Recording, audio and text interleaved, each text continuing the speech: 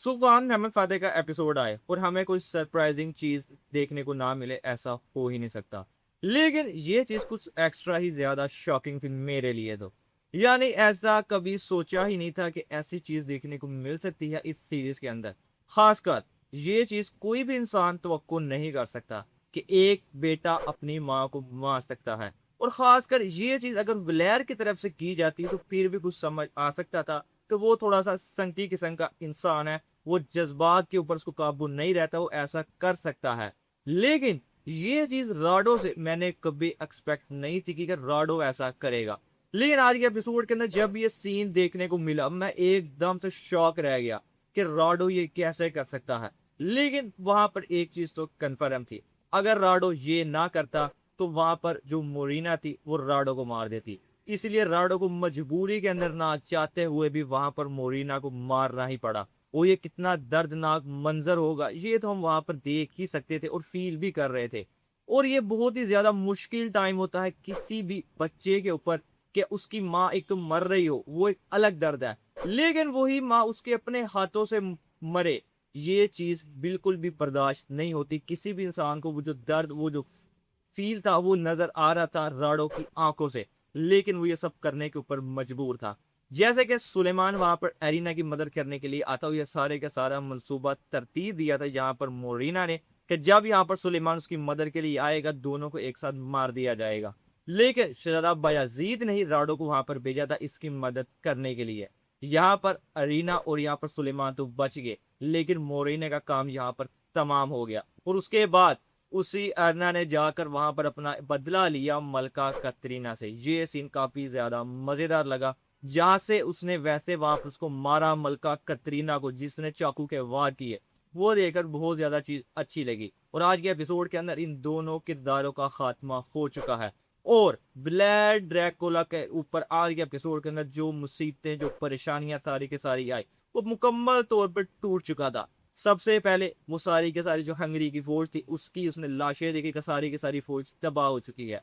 यानी जो उसकी आखिरी उम्मीद थी हंगरी की फौज वो खत्म हो चुकी। उसके बाद उसे पैदरी का सर मिला जो उसके सबसे ज्यादा करीब था। ये दो चीजें तो फिर भी उसने किसी तरह एक्सेप्ट कर ही ली थी। लेकिन जब वो अपने महल के अंदर जाता उसे ये पता चलता है कि उसकी माँ और उसकी जो जिससे वो सबसे ज्यादा प्यार करता था वो लड़की मलका कतरीना जिससे वो शादी भी करना चाहता था, वो दोनों मर चुकी हैं। तो एक इंसान उसके ऊपर क्या गुजरेगी ये हमने देख लिया कि जिसके जिंदगी के अंदर सबसे ज्यादा इंपॉर्टेंट दो चीजें वो एक साथ ही चली जाए। माँ का दुख हर किसी के लिए ही बर्दाश्त नहीं होता, वो इंसान चाहे बुरा हो या अच्छा हो। ये तो आज के एपिसोड के अंदर हमने देख लिया कि व्लाद की आंखों के अंदर वो गम, वो तकलीफ नजर आ रही थी इस सारे वाकये के बाद। और उसके बाद सिर्फ उसके दिल में एक ही चीज थी कि मैंने अब इनका इंतकाम लेना है। और उसके पास सिर्फ एक आखिरी हमला बचा था जो वो हमला करने जा रहा था। आज के एपिसोड के इख्तिताम के ऊपर उसने एक दफा दोबारा हमला किया सुल्तान महमद फातेह के कैंप्स के ऊपर। उसका मंसूबा तो बड़ा अच्छा था कि जैसे कि सुल्तान महमद फातेह की दो फौजें पहले ही रवाना हो चुकी थी इसके महल की तरफ। सिर्फ एक आखिरी फौज जनीचेरी की फौज थी वही बची थी। मंसूबा यही था कि एकदम से हमला करके सुल्तान महमद फातेह को उसी के कैंप के अंदर मारा जाएगा। लेकिन सुल्तान महमद फातेह भी सुल्तान महमद फातेह ही हैं। उन्होंने इस चीज का पहले से ही अंदाजा लगा लिया था कि विलायत ऐसा काम कर सकता है। तो वहां पर सुल्तान महमद फातेह मौजूद ही नहीं थे, बल्कि वो उससे ऊपर वाले जो घाटी के ऊपर मौजूद, वो सारा ये मंजर देख रहे थे।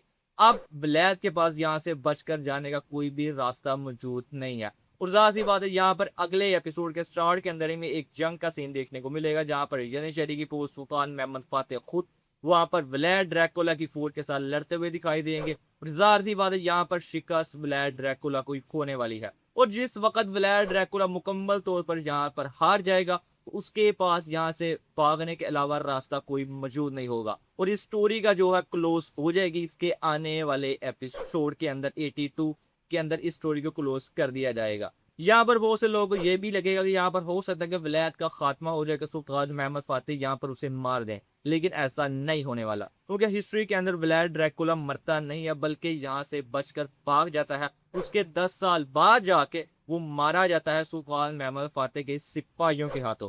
तो यानी इस सीजन के अंदर तो आपको इसका खात्मा होता हुआ दिखाई नहीं देगा विलायत ड्रैकुला के, लेकिन वो यहाँ से भागने के अंदर कामयाब जरूर हो जाएगा। और दूसरा, दो और ऐसी चीजें थी जो काफी ज्यादा अच्छी थी आज के एपिसोड के अंदर। एक वो बादशाह मातियास को उसकी औकात याद दिखाना कि बादशाह मातियास कुछ भी नहीं है यहाँ पर सुल्तान महमद फातेह के सामने। उस बादशाह के ऊपर, उस सुल्तान के ऊपर क्या गुजरेगी, यानी ये बिस्ती के लेवल और सा होगा कि जब वो खुद चलकर वहां पर सुल्तान महमद फातेह से मिलने के लिए आए, लेकिन वो उससे मिलना भी गवारा ना करे, और जिस तरह वहां पर उसके साथ वो सारा बर्ताव किया गया, वो बहुत ही ज्यादा बेइज्जती वाली बात होती है किसी भी सुल्तान के लिए, किसी भी मुल्क के बादशाह के लिए, जो आज के एपिसोड के अंदर देखने को मिली। एक उससे सारी उसके हथियार वगैरह तलवारें ले ली गई, उसकी सारी फौज को पीछे रोक लिया गया, उसको ऐसा ही आगे लेकर आया गया, और वहां पर उसका जो ताज था वो भी उतरवाया गया, सिर्फ इसीलिए कि उसको दिखाने के लिए कि तुम्हारे ताज की कोई अहमियत नहीं है यहाँ पर सुल्तान महमद फातेह के सामने। और जिस तरह वहां पर महमूद पाशा ने बातों बातों के अंदर बादशाह मातियास को जलील किया, वो चीज काफी ज्यादा मजेदार थी। और सीजन 4 के अंदर हमें इसी बादशाह मातियास और सुल्तान महमद फातेह की स्टोरी देखने को मिलने वाली है। जाहिर सी बात है यहाँ पर बादशाह मातियास भी अपना बदला जरूर लेगा जो कुछ उसके साथ सुल्तान महमद फातेह ने किया है। एक तो बोस्निया के अंदर, दूसरा इफ्लाक के अंदर, और तीसरा ये जो उसको अपने पास बुलाकर उसकी इतनी ज्यादा बेइज्जती की गई, वो इसका बदला तो जरूर लेगा। लेकिन वो चीजें हमें सीजन 4 के अंदर देखने को मिलने वाली हैं। इसके अलावा एक और चीज देखने को मिली, वो तो इस्लाम बोल के अंदर, जहां पर विलायत ड्रैकुला ने मंसूबा तो बड़ा अच्छा तरतीब दिया था कि सुल्तान महमद फातेह की जो तीसरी बीवी थी चिचा खातून, उसको मारने का मंसूबा तरतीब दिया था। लेकिन यहाँ पर पहाड़ खातून की वजह से वो उसके अंदर कामयाब नहीं हो पाया, और वो जो दिलरुबा जो लड़की थी वो वहां पर पकड़ी गई, और उसका भी काम तमाम कर देगा। इसके अलावा एक और सीन देखने को मिला जो फ्लैश बैक का सीन था, शहजादा बायाजीद और शहजादा मुस्तफ़ा का साथ में सुल्तान महमद फातेह का, कि जिस वक्त वहां पर यनीचेरी को सिक्के दिए थे शहजादा मुस्तफ़ा ने अपनी तरफ करने के लिए, तो दूसरी तरफ शहजादा बायाजीद ने जो लोग आ रहे थे, जो सरदार आए थे, उनको तहाइफ दिए थे अपनी तरफ करने की, ताकि आने वाले वक्त में इनका साथ दे सके जब सुल्तान महमद फातेह के बाद ये दावेदार होंगे इस तख्त के। वहां पर जो मश्क के दौरान सुल्तान महमद फातेह ने शहजादा बायाजीद और शहजादा मुस्तफ़ा के साथ किया, वो देखने वाली चीज थी। ये जो नजर आ रहा था वो उनको बताना चाह रहे थे कि असल सुल्तान कौन है। मैं जिस वक्त और जब भी चाहूँ तुम दोनों का काम तमाम कर सकता हूँ। तुम दोनों मेरे बेटे तो जरूर हो, लेकिन इसका ये मतलब नहीं कि तुम मेरे ही खिलाफ चले जाओ। और उन दोनों ने सबक तो वहां पर सीख ही लिया था, और ये भी आज के एपिसोड के अंदर चीज काफी ज्यादा अच्छी लगी जो फ्लैशबैक का सीन दिखाया गया। ओवरऑल एपिसोड बहुत ज्यादा मजेदार था, छोटी छोटी चीजें बहुत ज्यादा इंटरेस्टिंग और मजेदार थी। जिस तरह सुल्तान महमद फातेह ने मंसूबे तरतीब दिए, जो ये करता आ रहा था इनकी फौज के साथ छोटे छोटे हमले करके इनके फौज के अंदर खौफ खिला रहा था, आज वही सुल्तान महमद फातेह ने इसके साथ किया। जहां पर अक्कन जी अपनी पूरी फौज के साथ हमला करते हुए नजर आए, विलायत के सारी फौज के ऊपर दो तरफ से हमला किया गया, और जिस तरह वहां पर उनको मारा गया, वो सीन काफी ज्यादा मजेदार थे। आज का एपिसोड तो मुझे तो बहुत ही ज्यादा मजेदार लगा। आपको आज का एपिसोड कैसे लगा कमेंट करके जरूर बताइएगा, और कौन सा सीन सबसे ज्यादा आपको अच्छा लगा वो जरूर शेयर कीजिएगा मेरे साथ। वीडियो अच्छी लगी हो तो वीडियो को लाइक जरूर कीजिएगा।